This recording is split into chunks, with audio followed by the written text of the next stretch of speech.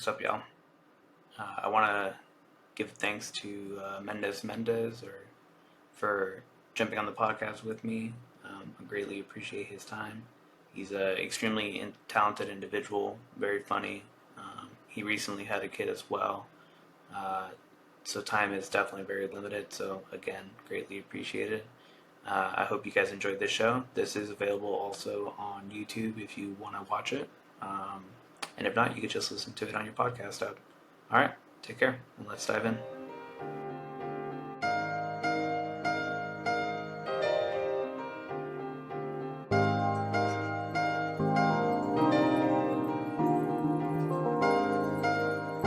All right, so who is Mendez? Yeah, and you can, I think in the notes I put, like if you want to dox yourself a little bit, that's fine. If not, you can leave it.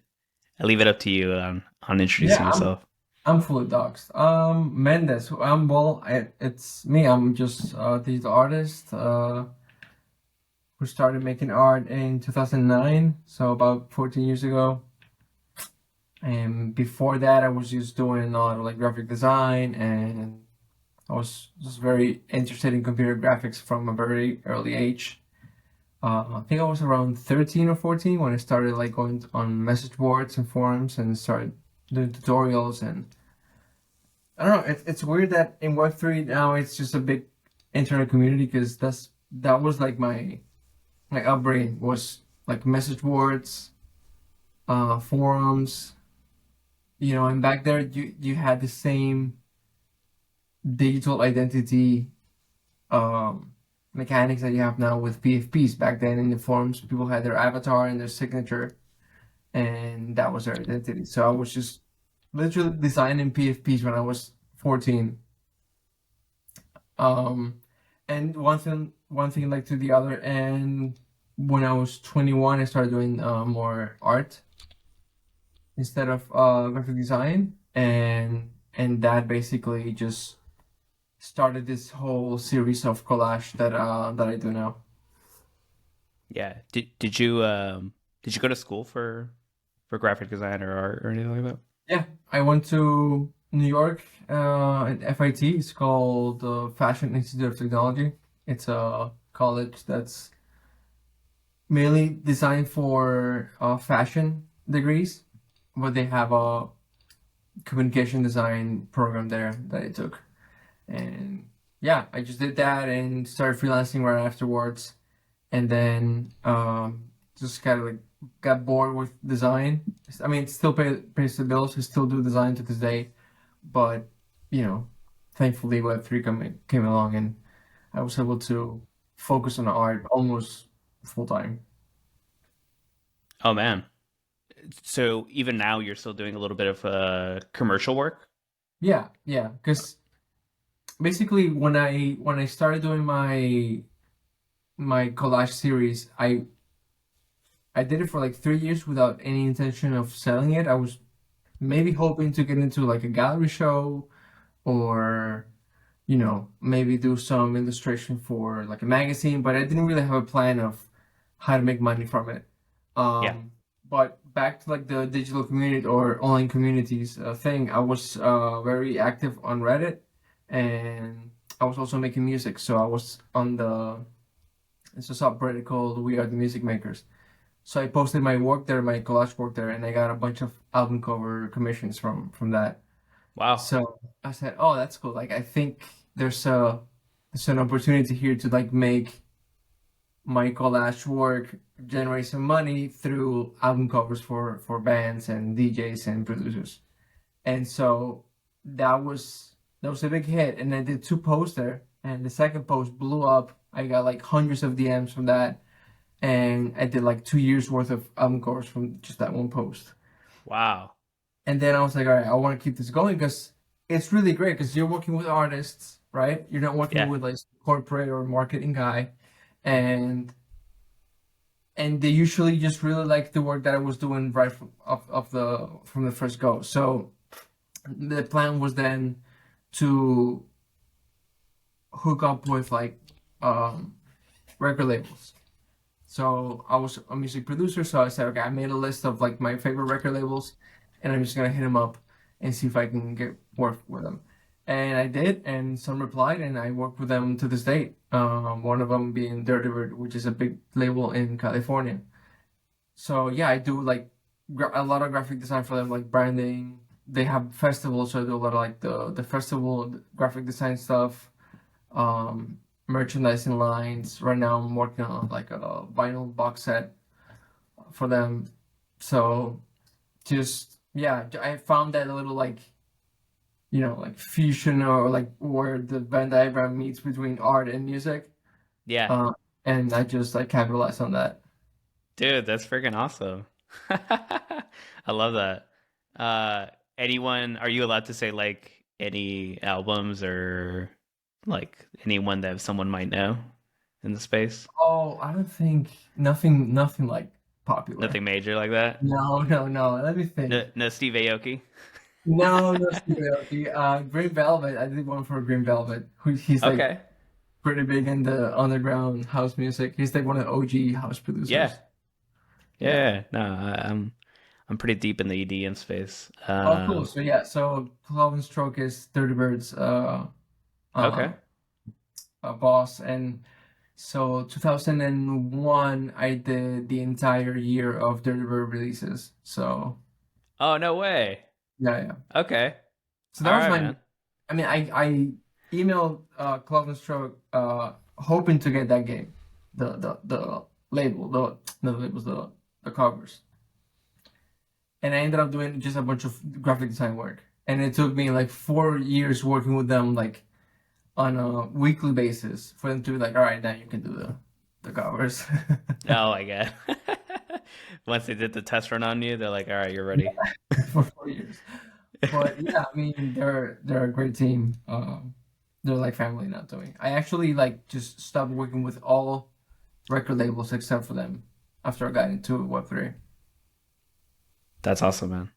And you're still doing that now. So that is that helping with the bills through the bear?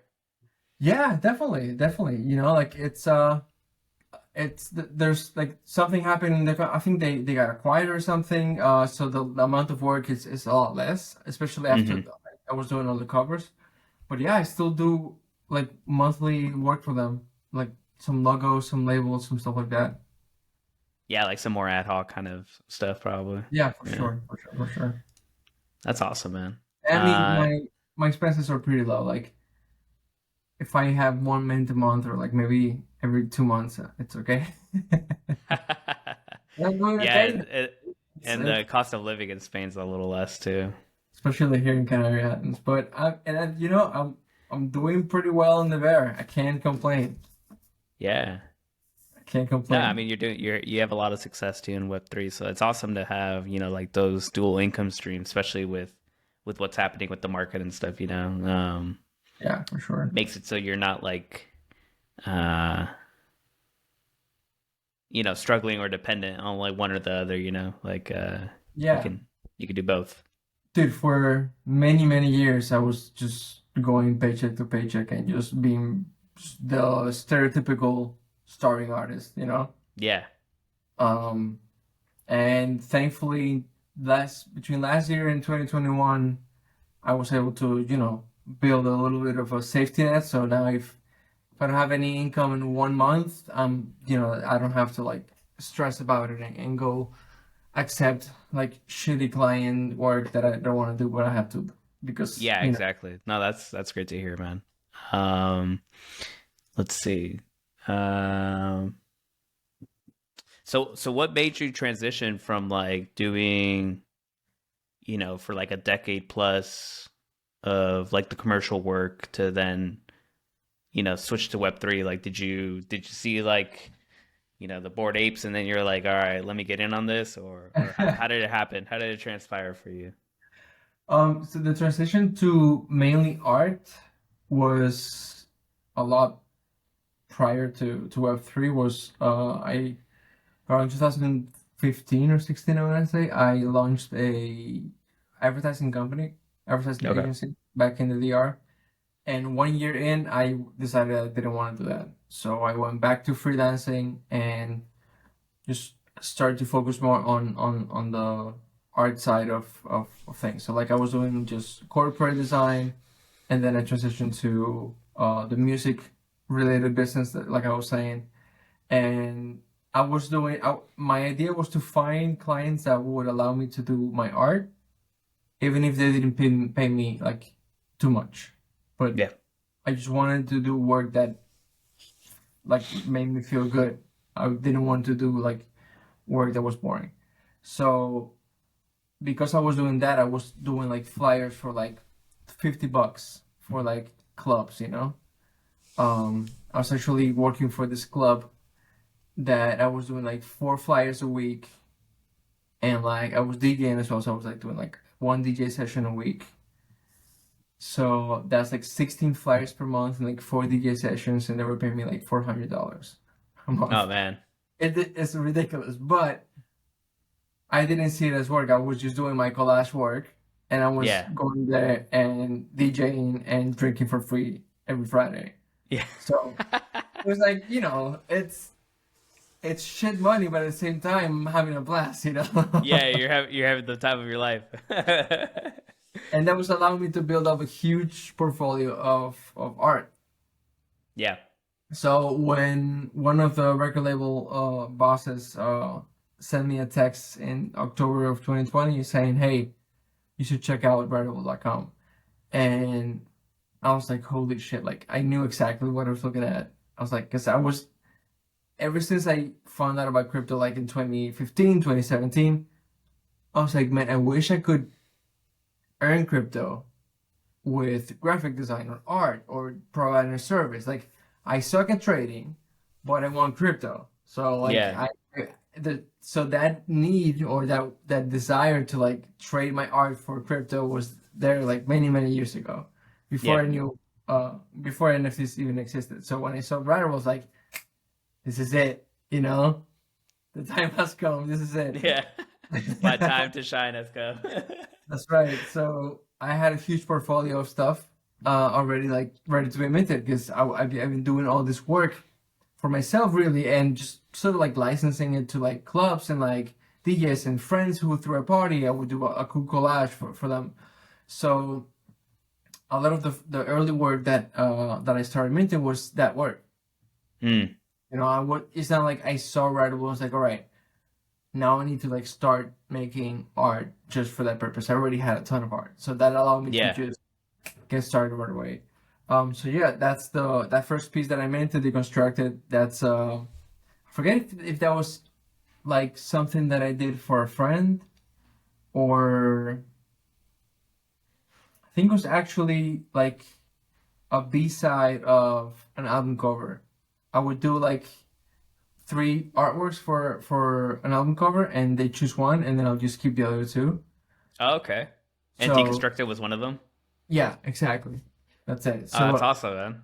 I had a ton of work just like that laying around. Just, I would just put it on my Instagram, and that's it. That would be it. So now I had a purpose of like, okay, now someone can collect it, enjoy it, and have all this stuff to mint. Did you already have uh like a because I think you have like a decent following actually on Twitter right now. So did you already have like a decent following like an Instagram and Twitter just from like DJing or just in general just posting? I had something on Instagram. I had a few thousand on Instagram, but zero on Twitter.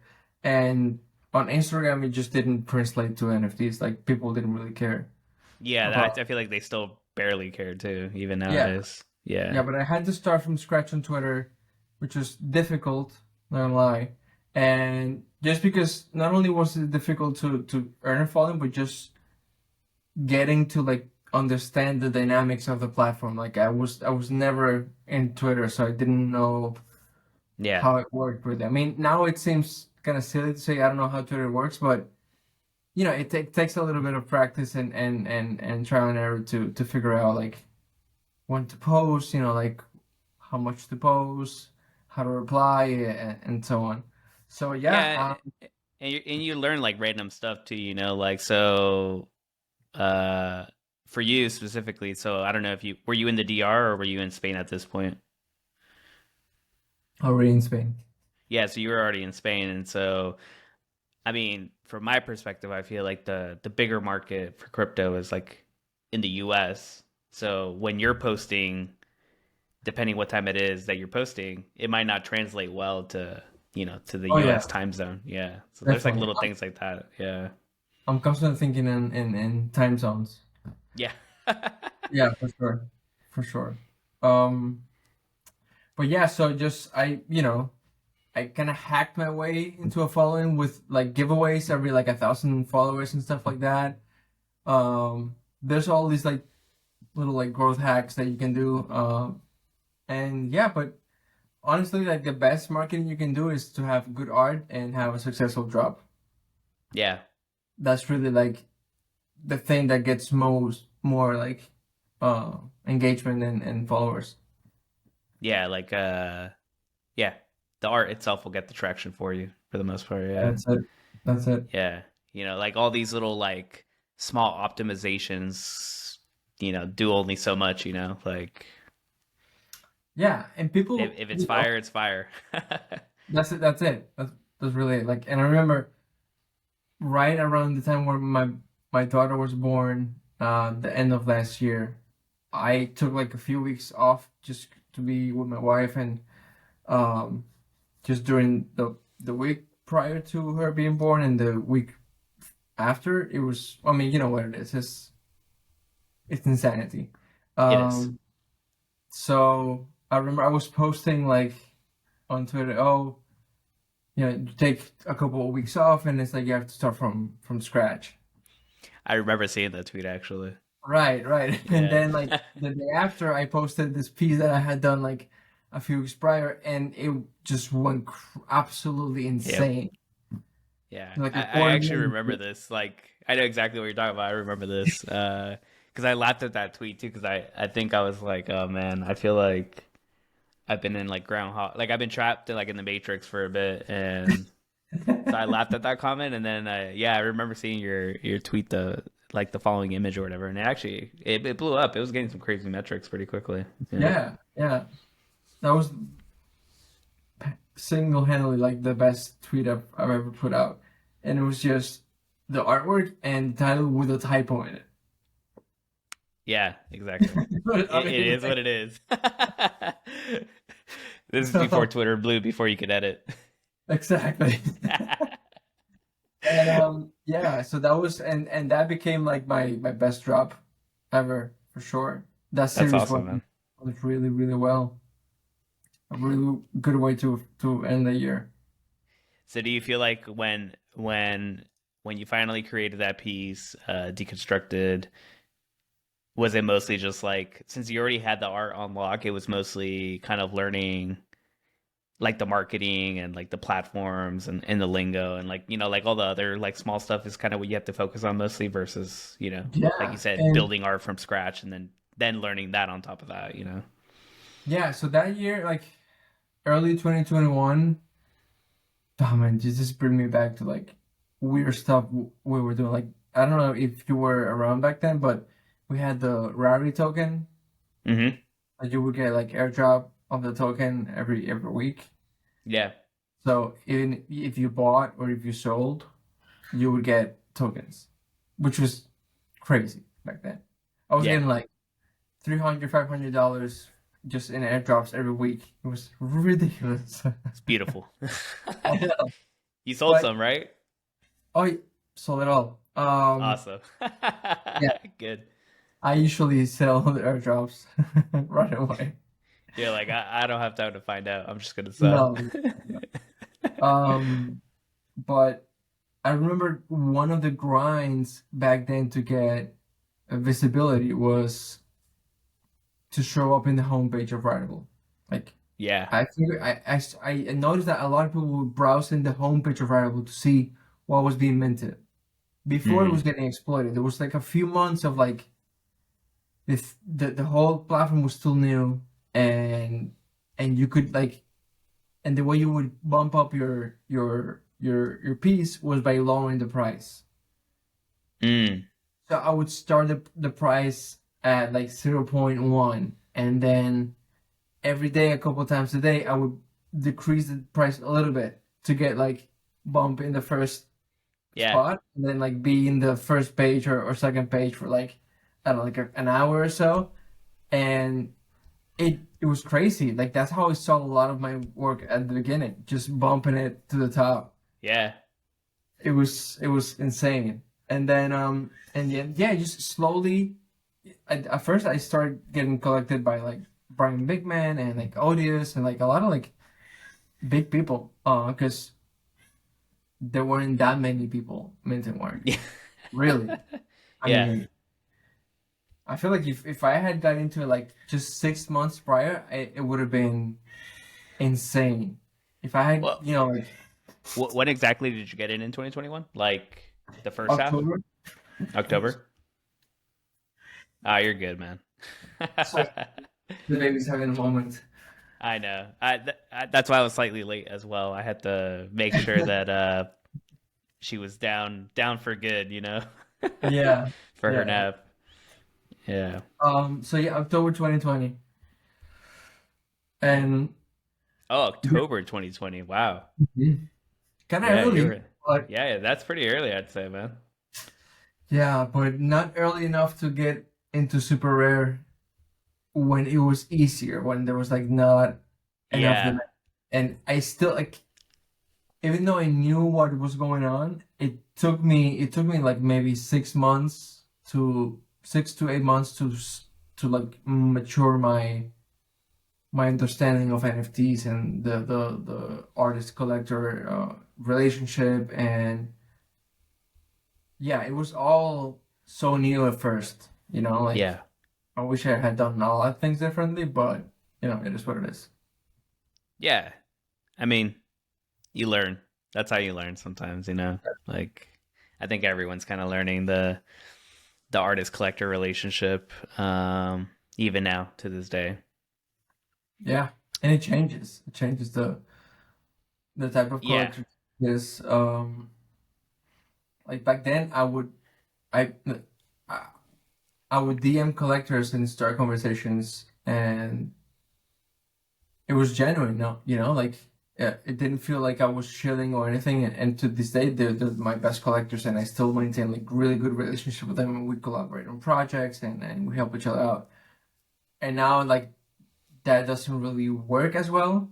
Like I would hit up collectors just to really because I enjoy the collection. I see they're collecting collage. I was like, like if I see a collector that has a focus on collage, I would usually start a conversation with them because it just makes sense, right? Like if they enjoy collage, they might enjoy the work that I do. Not even trying to like show or anything, just to be like, hey, you just want to put this in your radar because you might enjoy it.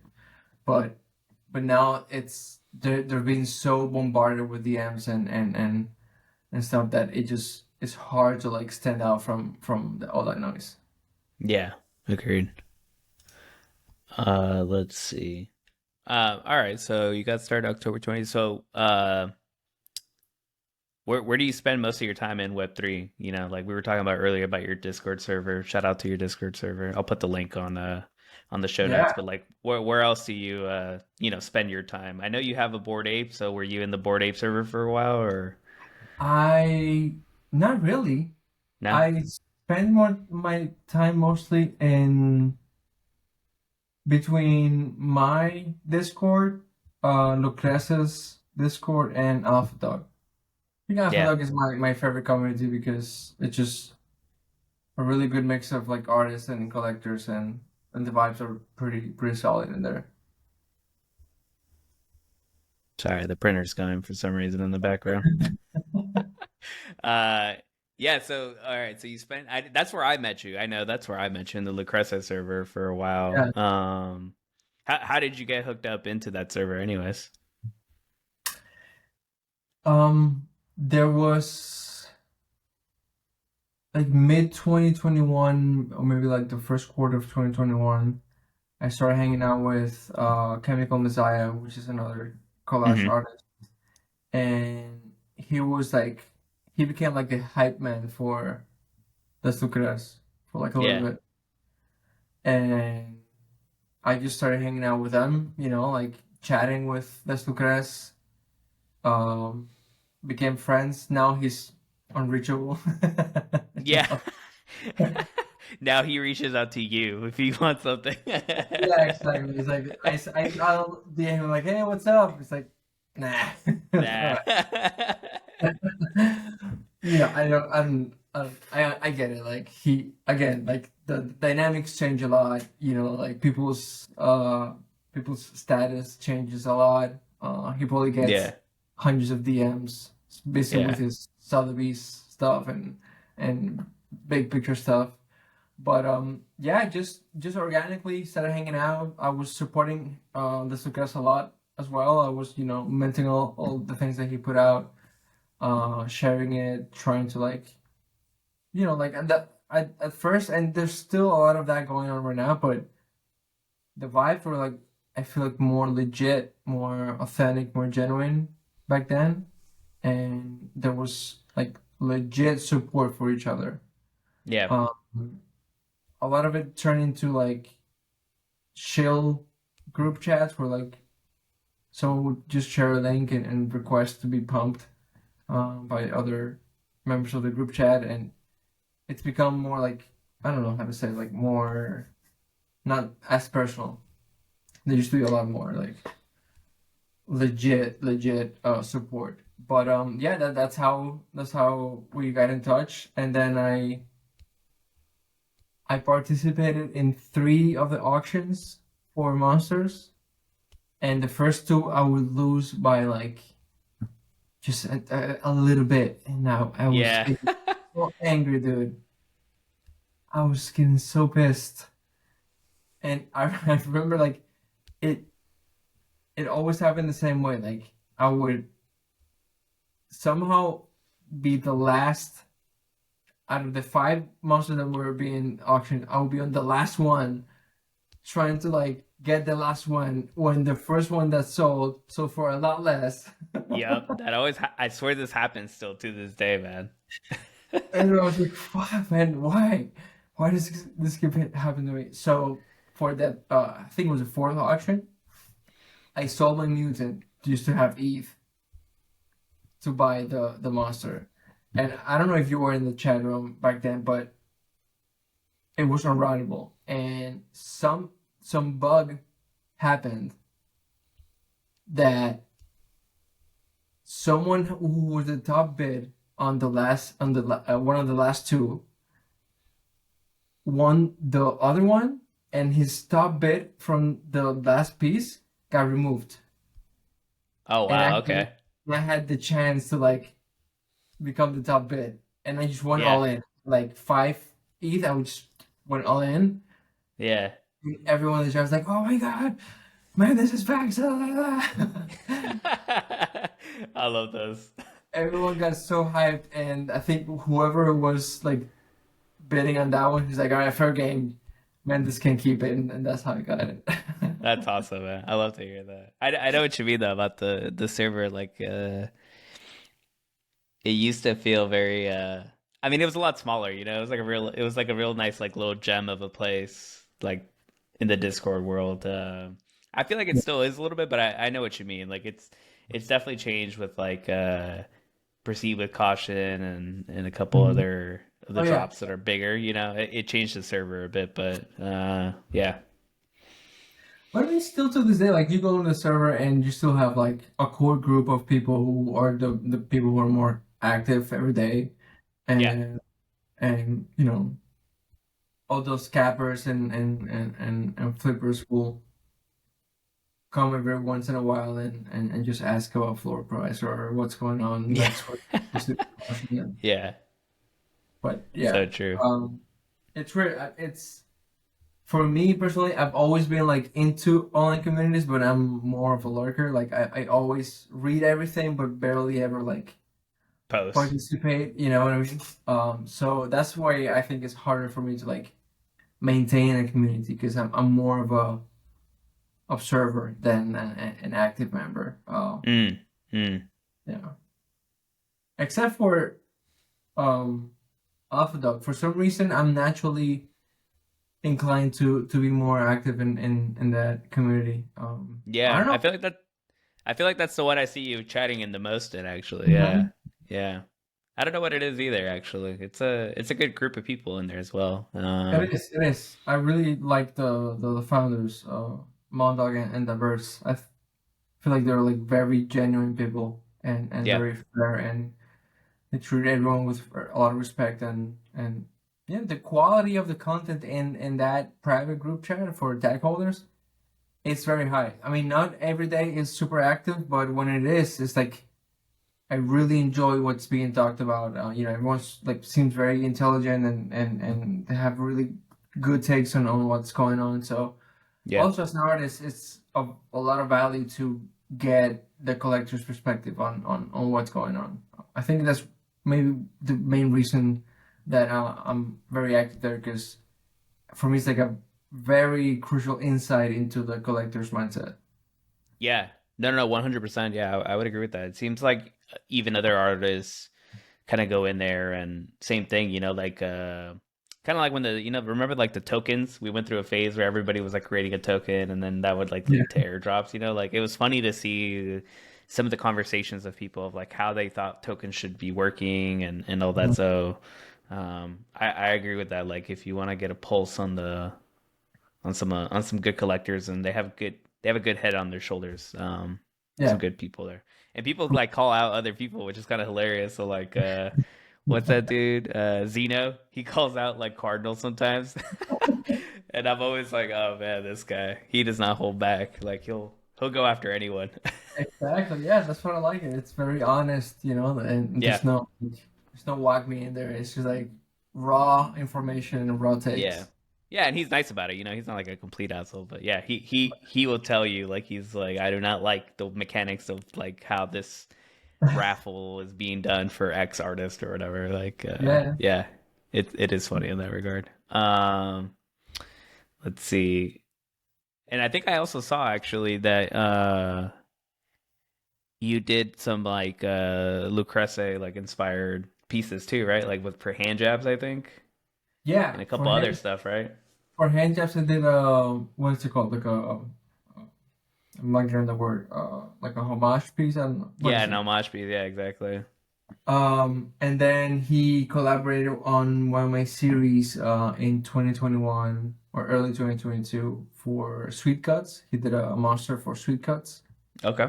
Um, yeah, back then, back then, we were tight. Which I mean, I'm not throwing shade on. No. I know what you mean. I know what you mean. It's Yeah, just like he just blew up so big that it's a little bit harder to like he's busy for sure. uh, Yeah.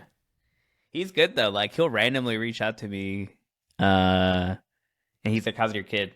And I'm like, "Oh damn, all right." He's yeah, reaching out to talk.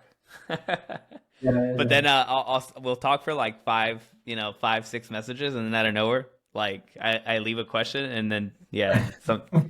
I know art what comes in, and he no longer talks, and I'm like, "All right, I'll see him in 2 weeks." uh, let's see. Did you have any other what has been your favorite collab that you've done, like for any of your work? I think the Sweet Cuts collab was really cool because I got together like 5 artists to do their vision of Sweet Cuts. The Sweet Cuts was a series that I did where I would take like mid-century advertising heads, Yeah, and I would splice them, like I would cut them in half and put like a orange or a citrus fruit inside of the head. It was just this very simple idea, and I got 5 artists to do their take on it. So some people did like an animal cut in half with some fruit in it. I got some 3D animation, and Deconstructed did one. So I think that was my favorite collage work, or not collage, collab work. But yeah, for some reason, I've been holding off doing many collabs. I don't know why. It's something that I've had mixed experience with, you know. yeah. Um, so I don't know. After a couple ones that I didn't like how they went, I just said I'm just gonna hold off doing collab work and just focus on my stuff. Here, I can actually share my screen.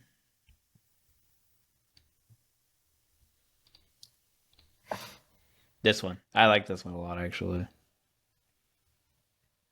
Of course, the man, the legend owns this one.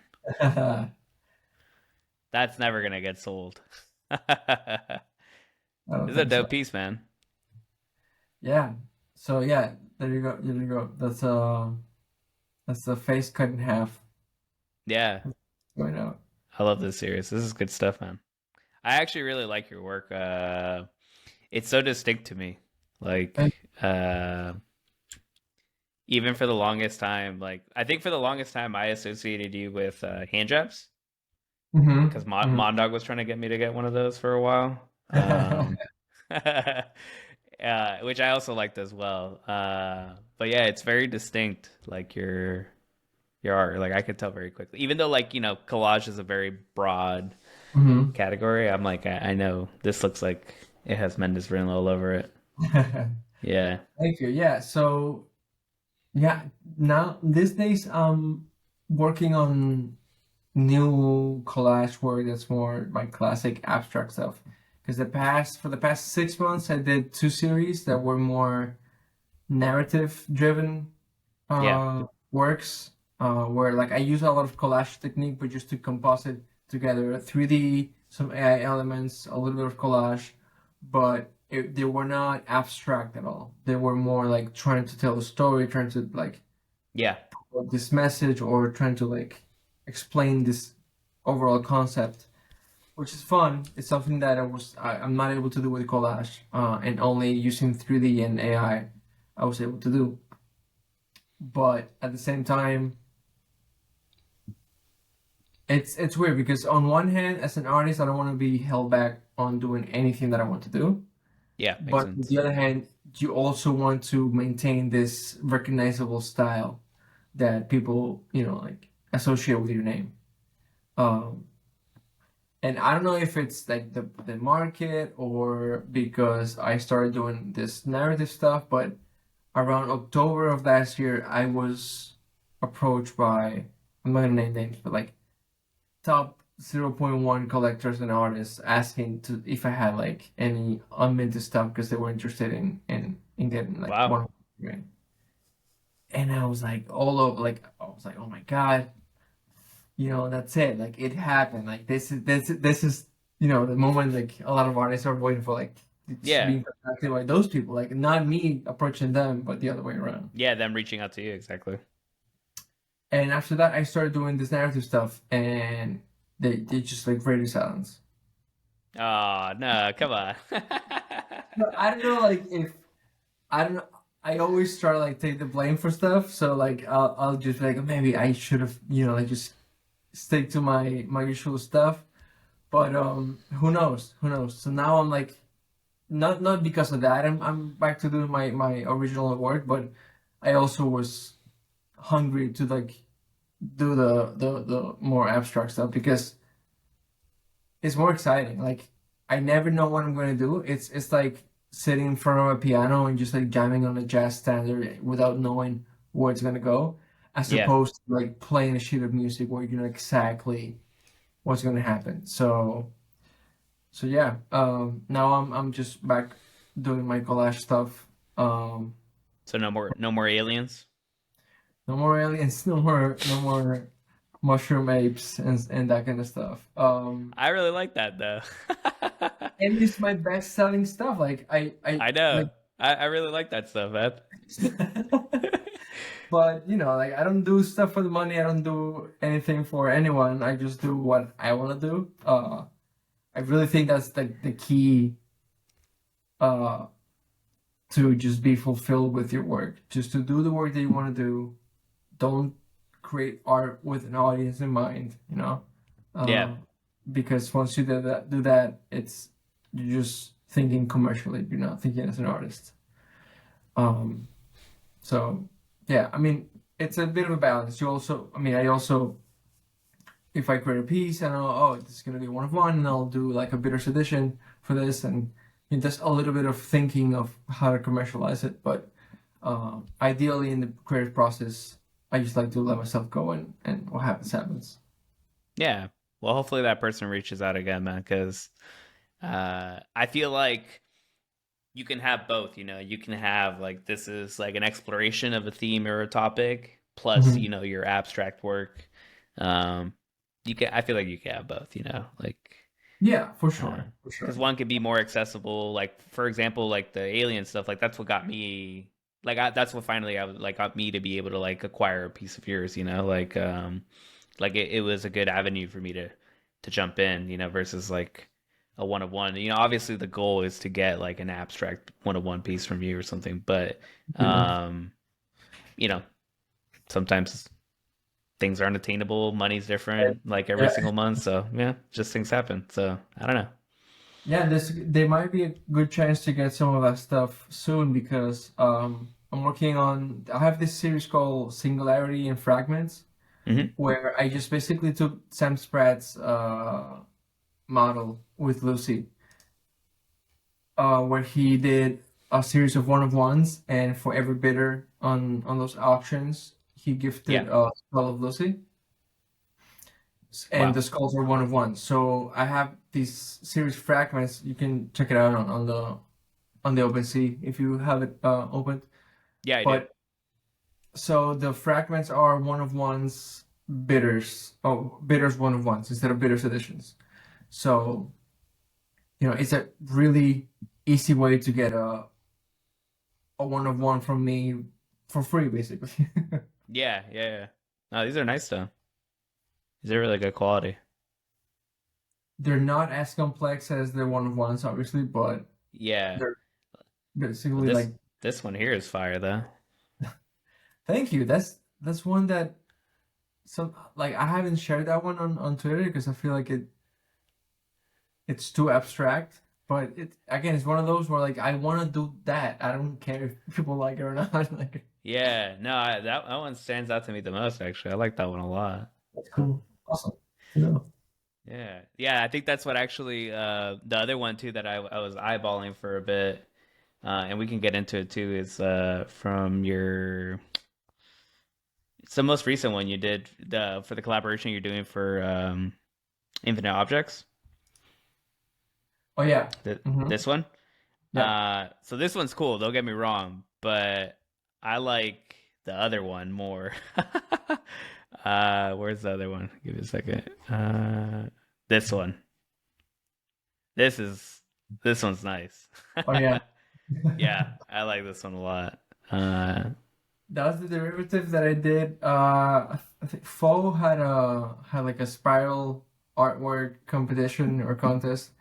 Remember when mhm. Tijo did his Yeah, blue con? So Fo did one with a spiral, and I was like, yeah, just it fits with the work that I was doing back then. And yeah, that was raffled to one of the holders of the colorful one. got it. Should have got that colored one. It's not too late though.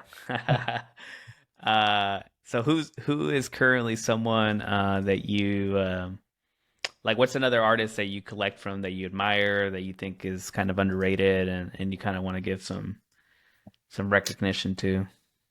I think one of there's two artists who have like a sort of similar style. They do like a lot of black and white work. Um, they're called one of them is Bezmiar, Bezmiar, and the other one's Glowa. So yeah, they're just good friends that I actually really enjoy their work. Um, who else? I like a bunch of like my good like close friends from Web3. They have great work. Spencer Jackson, um, Kyle Kill, One Robot. Even though he had to like stop minting work for a bit due to like in real life Yeah, stuff. But, yeah, there's a bunch of people. I mean, it's weird that I forget where I said when I read this. Um, I read a tweet that said the lower the floor, the shittier the art looks. Like yeah, it's weird because if you see a piece of work that's sold for like 10 ETH, the monetary value sort of like shapes or distorts your perception of how yep, good art is. You know what I mean? So there's a ton of like incredibly good art that you can acquire for very, very little money. At the moment. Yeah, I feel like that happens a lot where uh once like something has a ton of money to it, then people are like, am I missing something? Like that's currently how I feel about that piece of prosciutto AI piece that sold for like 500,000. I'm like staring at it and I'm like, what am I missing here? I had to read the story. Super had this article on the Lost Robbies, and it's like I get it. Like the story is really cool behind it, but at the same time, it has to. I mean, I can not like it, right? I don't Yeah, have to like it just because it's historic. But yeah. Same with Bored Apes. Like they were like almost a $500,000 at some point, and like they've been 300,000, 200,000, and even as a holder, I sold it recently, by the way. Um, even I as a saw, yeah. holder, it's your perception gets really distorted. It's like, yeah, this makes sense. This is worth $200,000. You're like, come on. You defend that position. You're like, come on. Yeah. Uh, but yeah, Mine has a cool little hat. right. Mine looks, and my wife would be like, but yours looks actually kind of cool. I'm like, it's still just a cartoon, though. I mean, it's Yeah. more than that, obviously, but No, I know. Yeah, it's a representation of other things as well, but I know what you mean. yeah. Yeah, and I'm sure the story. I think I know the article you're talking about. I gotta go read it, obviously, and stuff like that. Like that's how I felt about autoglyphs. The first Mhm. time I saw autoglyphs, I was kind of like, it's a bunch of lines, like, But then you read like it's on chain and like the provenance to it and all that. And I'm like, okay, I could see why people like these or want these. Um, I could still think they're a little bit overvalued, but I can also see why people value them so much. Yeah. Like it could change a little bit. Like sometimes if the story is really good, but sometimes the story, even that in itself, isn't enough.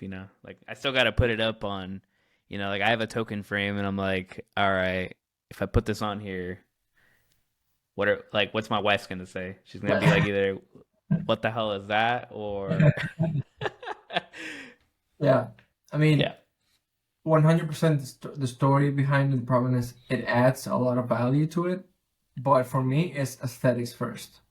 Like, yeah, even with conceptual art, if you go to a gallery and you see like a white canvas, and it's one of those things where like unless you read the little like text box in the lower right corner, it doesn't make sense. If that's the case, then I don't like it. Like I don't I don't feel like art has to be explained in some yeah, conceptual way for me to like it. It adds to it, but like yeah. I If you, don't know. if you got to constantly like define why you think it's good or whatever, then it's kind of like. I mean, I guess the argument could be like, then it's not for you. Like you're not the audience for Yeah, it. yeah, cool. Yeah, perfect. Yeah, we don't have to like absolutely everything in the world. Exactly. Like That's what yeah, that's what I meant earlier. Like I don't have to like it. Like like it can be worth $1 billion and be the most important piece of art in history, but I don't have to like it. I don't have to agree yeah, with it. I yeah, have the right to no like whatever I like in yeah. terms of uh, That's the beauty about art, man. It's all in yeah, the eyes of the beholder. that's it. That's Yeah, it. yeah. Let's. Hey, want to talk to you about Degen's agreement? All this content is brought to you for free, but I want to thank all the premium subscribers, the shitheads out there that are paying. I appreciate you guys helping me continue to make this endeavor free for others. So if you are not a paying subscriber, if you could like and subscribe, that'd be greatly appreciated. Let's get back to the show.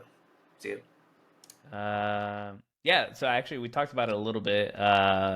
You know, So you're doing right now a collaboration with Infinite Objects. How did that come about? What's the collaboration? I know you're doing a giveaway as well. Yeah, Yeah, they happy just to. reached out. Honestly, it was super cool. They just the community manager just reached out saying that they wanted to do a collab, and they sent me an infinite object with my piece on it, and yeah, they just wanted to like give one away for my community, and we're doing one on Instagram and one on Twitter. The Twitter one is next week. I don't know when this comes out, but in the week of the 10th of July.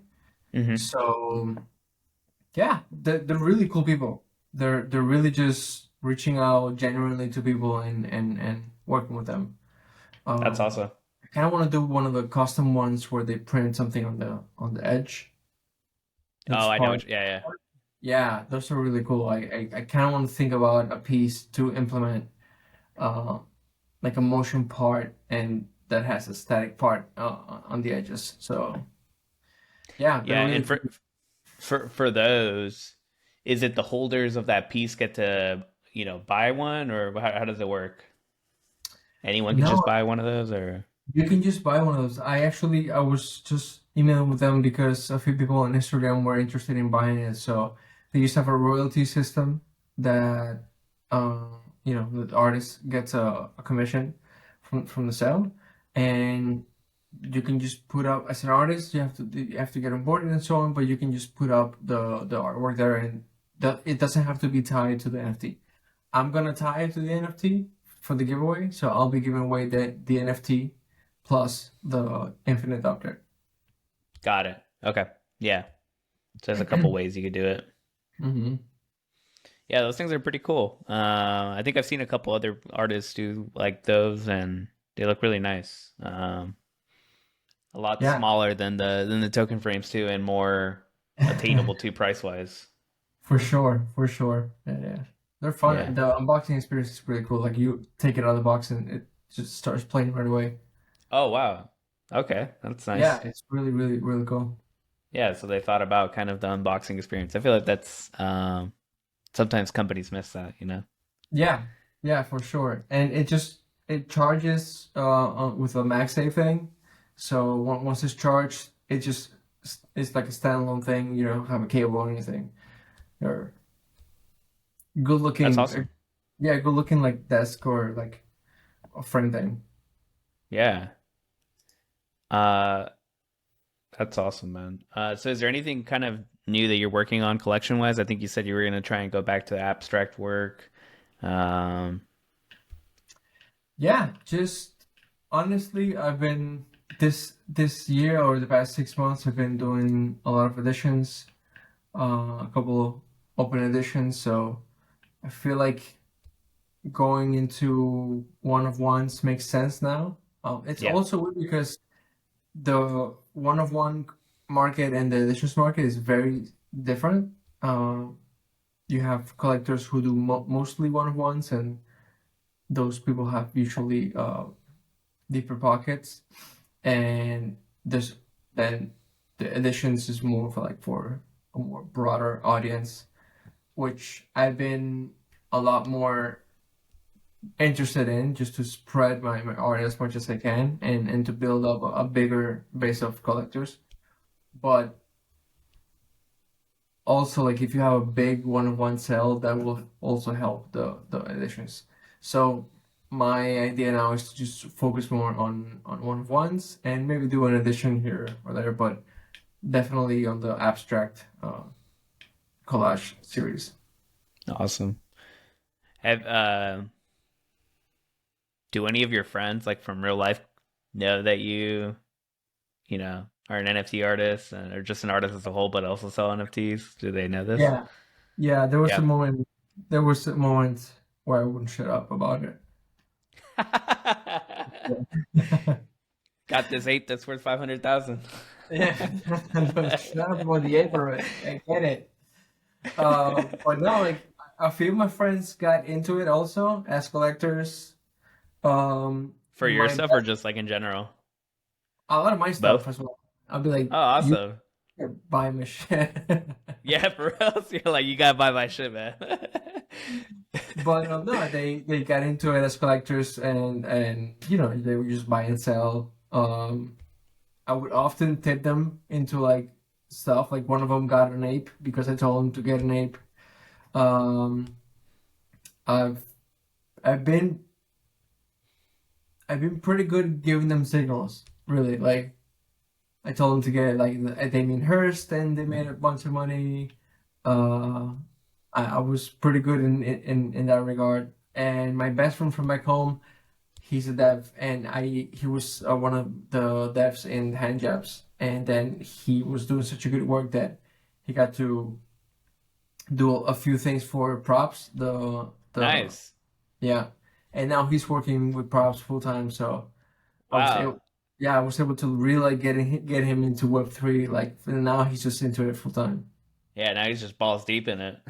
Yeah, for sure. Yeah, and it was a really good chance or really good timing for that because he had just lost his main company Hmm. and he was struggling for a little bit and he was helping me out when I was struggling like many years ago. So to be able to like help him back in that regard was really cool. That's awesome, man. That's great stories right there. I love that. Yeah, you gotta send me some signals, man. I gotta buy a bored ape one day. Just messing with you. Yeah, I saw mine because I saw the heavy metal thing and I was like, I'm not a gamer and I'm not gonna play that. And I feel like this is the end of it for me, you know? Yeah, I feel like it was such a distinct ape for you. Like I associated that ape with you for a while. Um, but PFPs change all the time. Oh yeah. Yeah, I had it as my PFP for like a year or something. Yeah, And yeah, dude, I wanted to sell it when it was like 80, 70 ETH. yeah, That's when I started like really considering it. But my wife would always be like, she would just transmit so much panic. yeah, yeah.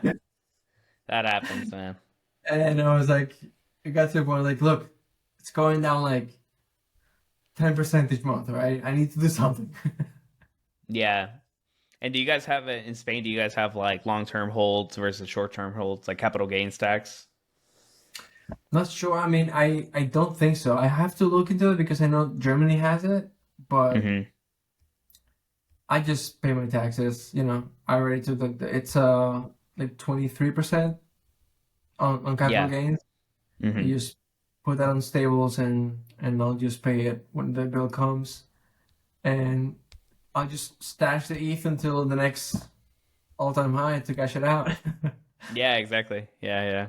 That's my I feel logic. it, I man. missed the 200K mark on the ape, but if I have 40 ETH chilling there and ETH goes up to 5K again, just cash that Yeah, out. you're good. Yeah, exactly.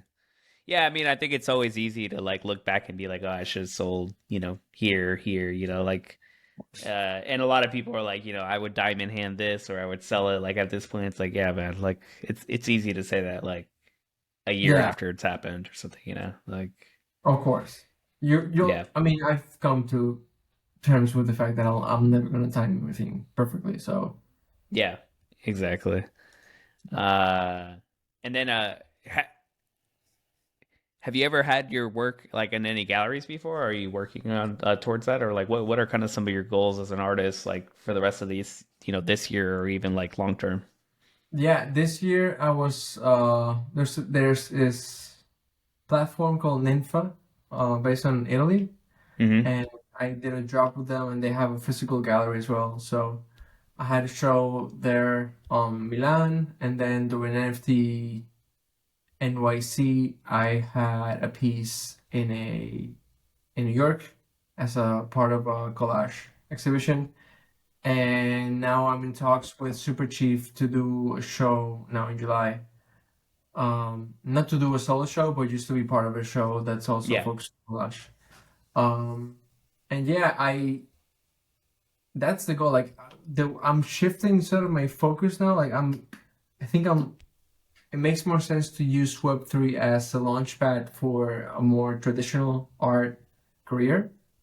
So just take recognition and take success from Web3 and then try to like use that as a reference to do more like traditional shows. So and yeah, just I've been thinking about this quite a lot actually. And the idea is to just do more in real life stuff. Go to more openings, go to more shows, go to like your nonprofits here, like cultural centers and museums and all that kind of stuff, and start to network with curators in real life because it's very easy to send a DM and those get dismissed quite often. So just starting to network in real life and getting greenlit with people who are in the traditional art scene, I feel like it's gonna be a key factor into making, you know, like having a solo show at a contemporary art museum, Yeah. stuff like that. So that's the bigger picture. You know, I'm mid-30s, so I have plenty of time. I was actually speaking with my wife about this. I'm like, sometimes I get this FOMO, like I need to be doing more, and then I'm like, well, the best artists in history, they reached their peak in their 50s, maybe early 60s. You know, like Yeah. there are very little amount of artists who like in their 20s were like big, maybe you know Basquiat and stuff like that, but they're not the norm. Usually, like Yeah, it's more an exception to the rule at that point.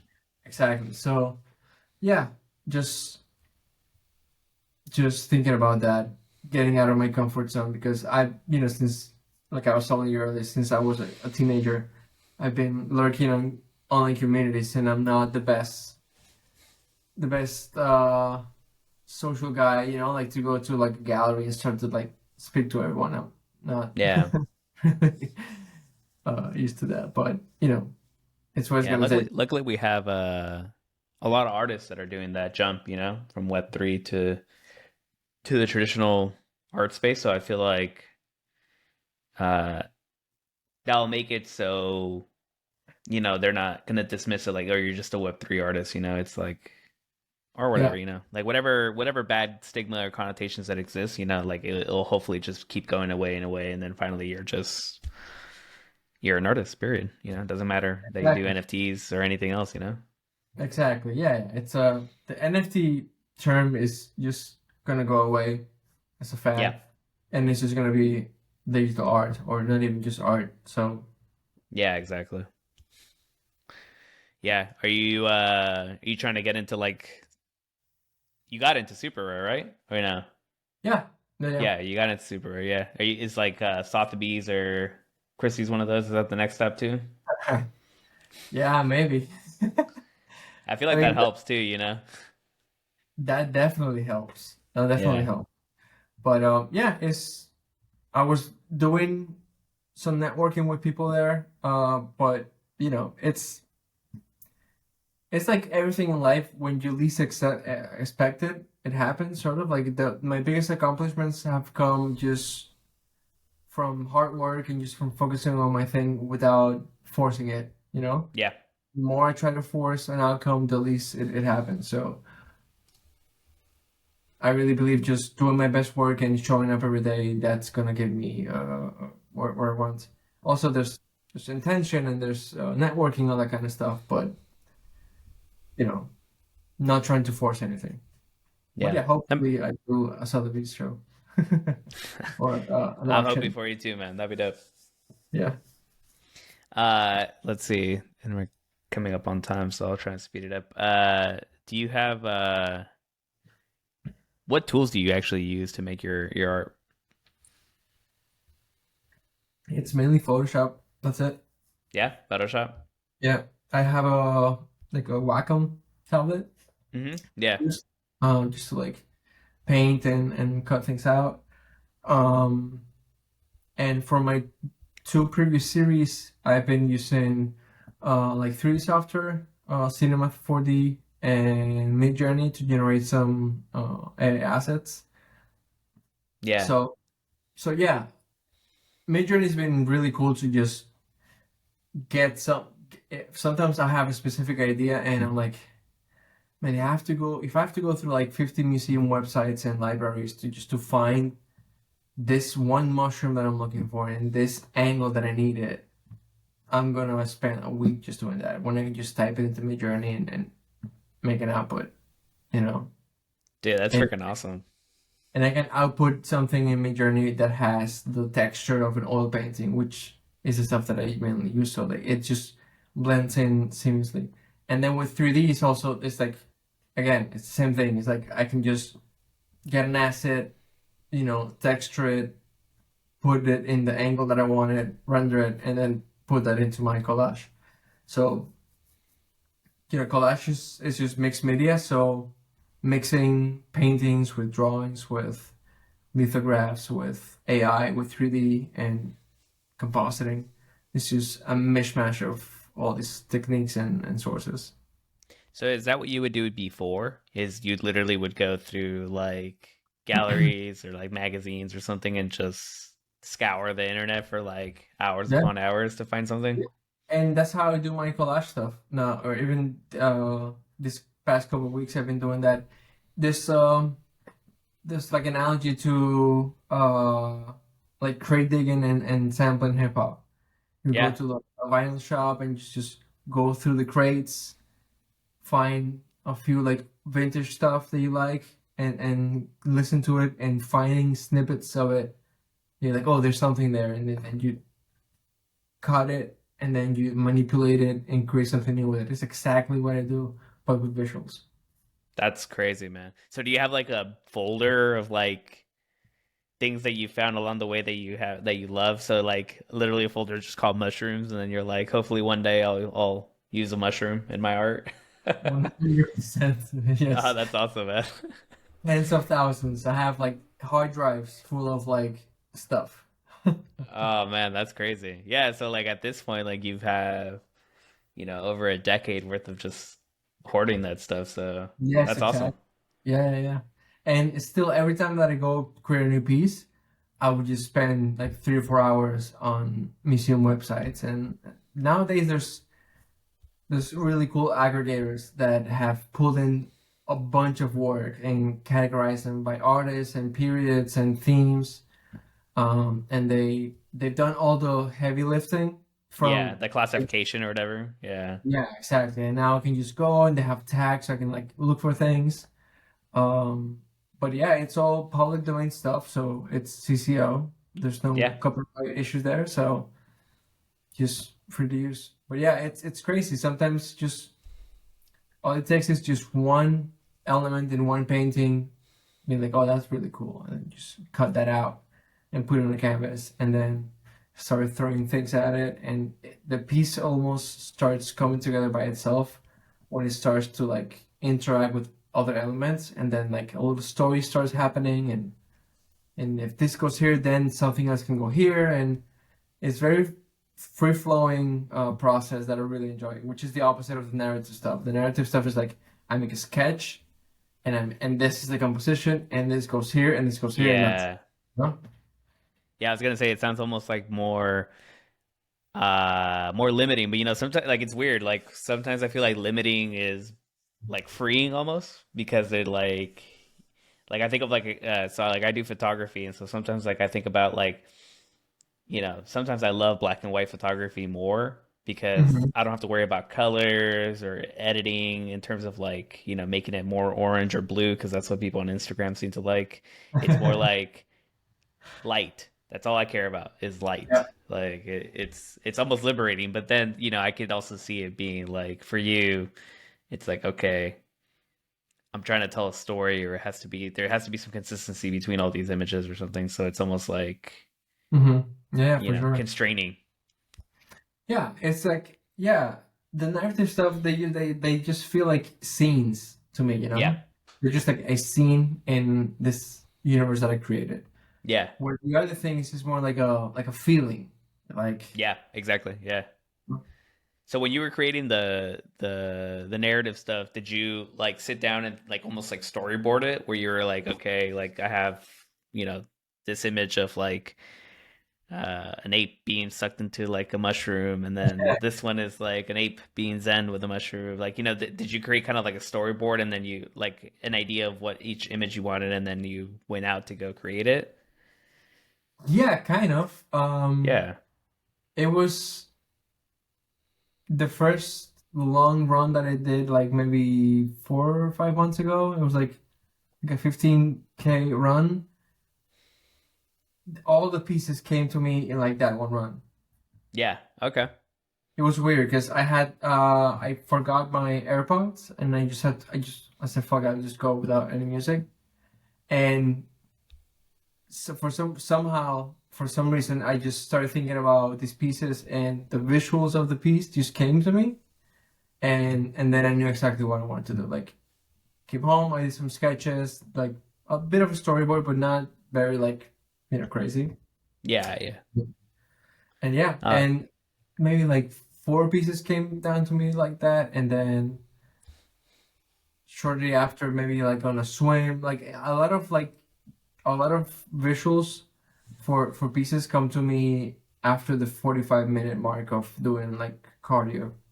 I don't know what it is. It's just like it's like a download. Like I see it clearly, the image. It's weird.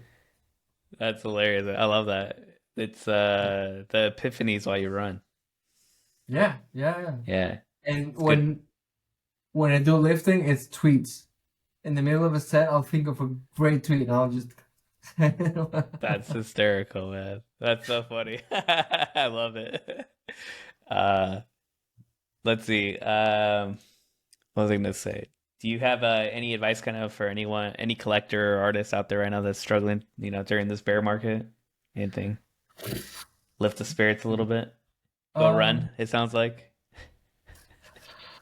what can I don't know, man. It's just don't get discouraged and just trust your art and make the best art that you can. I mean, I could speak hours about like what to do and not to do, but at the end of the day, just try to have art that speaks for itself, and try to like be active, and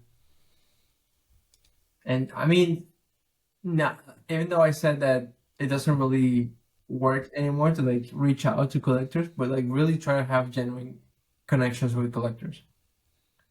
Really, like, it's like in real life. Like, if you go up to someone and ask them to buy your stuff, they're not gonna buy it. If you go up to someone and just talk about yourself, they're gonna not be interested. But if you show real interest in someone and ask them questions, and have them talk to you about themselves, that's usually how like you form a relationship. So like try to have genuine relationships with artists and collectors in the space, and try to have a support group that you can bounce ideas off of, and not just don't be surrounded by yes people. Just find a group of artists that will critique your art and tell you how it can get better. um yeah, those are just a few comments. Awesome, I appreciate that. That's good stuff right there. And then lastly, uh, favorite snack. Hair snack. I read that. I was like, "Oh, interesting." um I have a favorite snack when I'm like behaving during the week, and then a favorite snack on my cheat days. Yeah, okay. Let's get both. All right, when I'm behaving, I'll go with grapefruit. Okay, all right. Really behaving then. Yeah, I mean, I really like. I've been enjoying fruit a lot. I don't know if it's just because it's what I can eat when I'm behaving, or what it is, but yeah, grapefruit, like cold. Have to put it in the fridge first. Cold Yes. grapefruit, and some pineapple. Just any fruit that's cold. Really I into think it. the Canary Islands has pretty good citrus, right? Are they known for They're that? known for their bananas. They're like famous for. Bananas. Oh, okay. Yeah, yeah. They have really sweet bananas here. And then on my cheat day, a snack. I mean, besides beer, um, beer's not really a snack. No, no. I'll eat industrial amounts of Takis. Oh, you like Takis? Yeah, I like spicy food, and even though they're not as spicy as I could eat, I could munch on Takis. Yeah. Dude, I love Takis. Takis are amazing. Yeah, there's like a store at Trader Joe's here. It's like a grocery store, and they have like a healthy version of Takis. Oh, Uh, nice. yeah, so I justify eating Takis because I get those. I'm like, yeah, this is a healthier version, you know? It doesn't have all the bad ingredients. It only has some of the bad ingredients, so Right. that's hilarious. Yeah, Takis, that's good, man. I've been going crazy on my cheat days lately. Yeah. It's been it's been fun because I Yeah, cheat used days are fun, man. yeah, yeah, yeah. Yeah, the cliche. Oh, my daughter was born. I'm gonna get in shape and eat well. Um, so yeah, it's been good. I've lost like 20 pounds in like 4 months and just been getting into shape and eating well. Uh, Congrats, man. I had the complete opposite. It was like I oh, was really? like in yeah, I was like in pretty good shape before. And then when she was born, I've been sleeping more than anything, you know, Yeah, like yeah, yeah. especially the first like 2 months, like she was a little underweight, so every 2 hours we were up feeding her, so I was like every moment I was like I'm just gonna sleep. Oh, I know, no, no, no. Yeah. Sleep seemed like such a luxury the first week. Oh, 100%. Yeah. Oh my God. Yeah. I just started getting back into working out again, and my wife's breastfeeding and all that, so Yeah. we're tracking macros and stuff too because she was starting to get hungry all the time, Hmm. and the way that she would get full would be with like carbs, and I was like, no, like the way we get full is with like more protein, like Yeah, exactly, like exactly. let's just up the protein. That's like the healthier choice, obviously eating Yeah. pasta and all that's tasty, but the healthier choice is just up the protein more. Yeah, so we Exactly. just started that, so it's been good. We feel like we're finally in like a good rhythm with her. How old's your kid now? She's actually just 7 months turning tomorrow. Yeah, so you're exactly like 3 weeks ahead of me or something like that. Yeah. Yeah, yeah. So is it getting better for you? Yeah, it started getting better.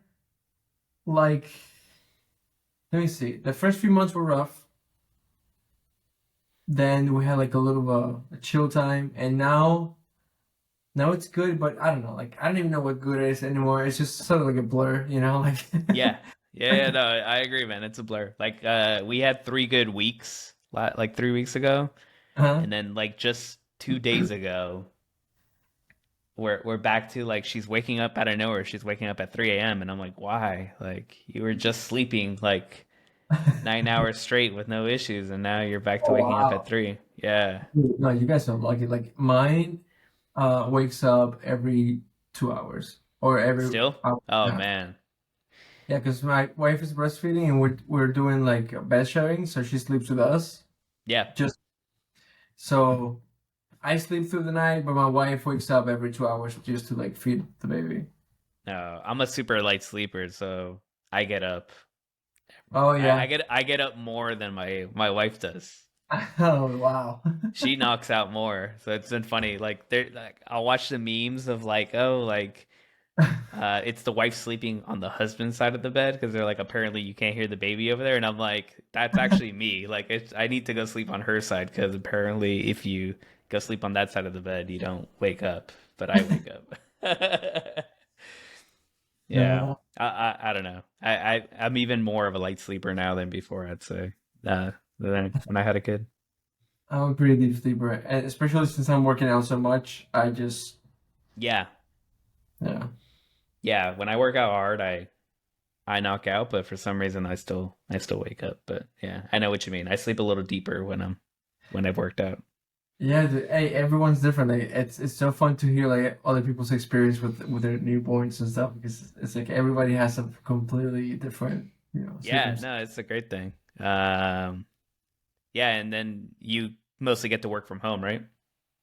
Oh yeah, that's I feel like that's what has allowed me to just focus on like a more healthy lifestyle. just not having much client work and just being able to focus on my art at my time. So I can just have all this flexibility to like do whatever needs to be done, focus on working out a couple hours a day, and then after the baby goes to bed at like 7 or 8, I have like 5, 6 hours of uninterrupted like art session. Yeah. Oh, that's awesome, man. Yeah. It's If good I to hear. had a 9 to 5, I would be a mess. Yeah. It was. I have a 9 to 5, and it was rough. And here in America, they don't give you like it's also dependent on your company too. So like uh when my kid was born, 2 weeks later, I was back at work. Whew. So like in the sleep deprivation mode, like Oh my God. I was like still, taking meetings, leading meetings and stuff. And people would ask me questions that I'd be like, you're gonna have to repeat yourself because I was partially going to sleep at that because you took too long to say your question. Yeah, man. That's something that my wife and I talk about all the time. Like we're blessed that I'm able to like stay at home and she's able to stay at home. I mean, people, those things that people do, they send their kids to daycare, which is completely fine. But Yeah, of course, yeah. like there's always ways to get around it. But we're super blessed that we can just stay home all day and be with the baby. Yeah. Well, thanks again for doing this, man. Yeah, it's been a pleasure. Nice to Yeah. finally meet you and have a long conversation with you.